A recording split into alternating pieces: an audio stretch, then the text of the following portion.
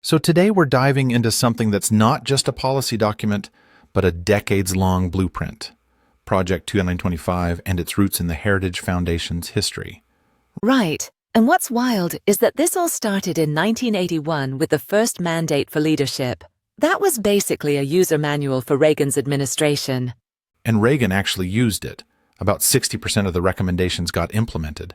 That's a huge impact for a think tank doc. Fast forward to today, Project 2025 is being called the most extreme version yet. Over 900 pages and way more coordinated, 100-plus groups involved. What strikes me is the consistency.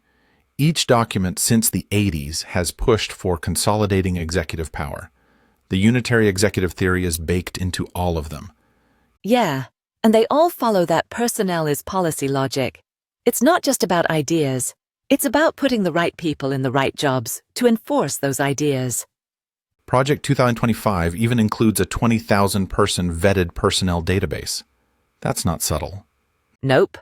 And neither is their plan to dismantle the so-called administrative state.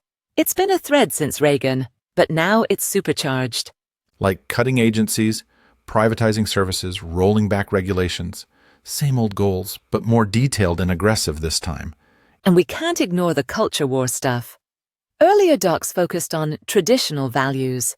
Now it's anti-LGBTQ+, anti-DI, anti-progressive across the board. Plus, they've added actual legislation templates, ready-to-go bills on everything, from book bans to voting restrictions. That's from their model legislation database. States are already using them. It's policy by plug and play. Project Esther is another piece of this, branded as combating anti-Semitism, but structurally, it mirrors Project 2025, targeting dissent and opposition. And like Project 2025, it has a 12 to 24-month implementation timeline. There's a real urgency baked into these documents. You can feel it in their structure, too. Every document outlines day one priorities, 100-day plans, and executive order drafts. It's operational. The Budget Blueprint series does the same. Huge cuts to social programs, tax reforms that benefit corporations. Same economic ideology, just updated. And the solutions papers go policy by policy. Education, school choice, healthcare, privatize, immigration, restrict, climate, fossil fuels. The patterns are unmistakable. Every series builds on the last, but adds a new layer of control, speed, or reach. So while Project 2025 isn't a total outlier, it's definitely an escalation. More explicit, more permanent, and more tightly organized. And with parts already being implemented by executive orders, we're not just looking at theory anymore. It's real-time transformation. The question now is, where does it go next?